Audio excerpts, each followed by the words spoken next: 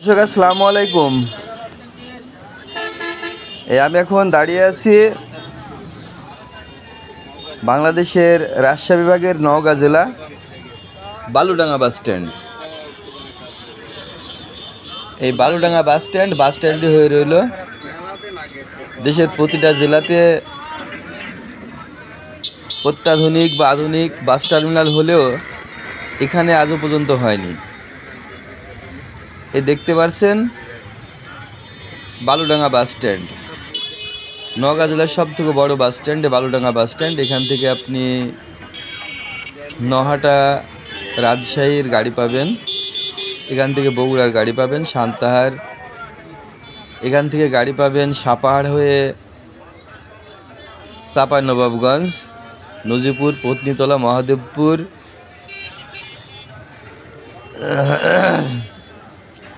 এখান থেকে গাড়ি পাবেন জয়পুরহাট। সব জায়গার গাড়ি এখানে পাওয়া যায়। এই হচ্ছে বালুডাঙ্গা বাস স্ট্যান্ড। অনেকের নাম শুনেছেন, হয়তো দেখেননি। আমি এই বালুডাঙ্গা বাস স্ট্যান্ডে দাঁড়িয়ে আছি। এখন আমি যাব সান্তাহারের দিকে। দেখতে পাচ্ছেন বিভিন্ন মানুষ বিভিন্ন জায়গায় যাওয়ার জন্য গাড়ির জন্য দৌড়াদৌড়ি করছে।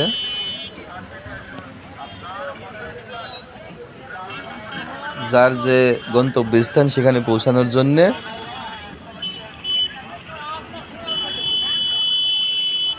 বিভিন্নভাবে মানুষ সবাই ব্যস্ত দেখতে পাচ্ছেন।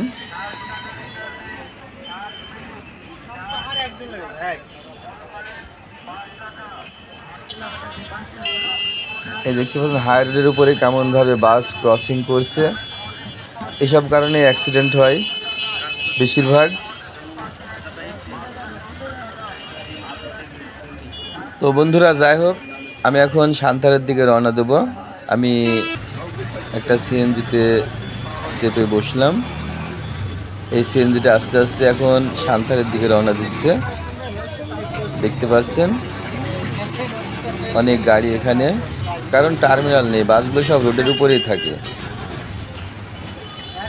তো বন্ধুরা, ভিডিওটি যদি ভালো লেগে থাকে সবাই লাইক, শেয়ার, কমেন্ট করে পাশে থাকবেন। আল্লাহ হাফেজ।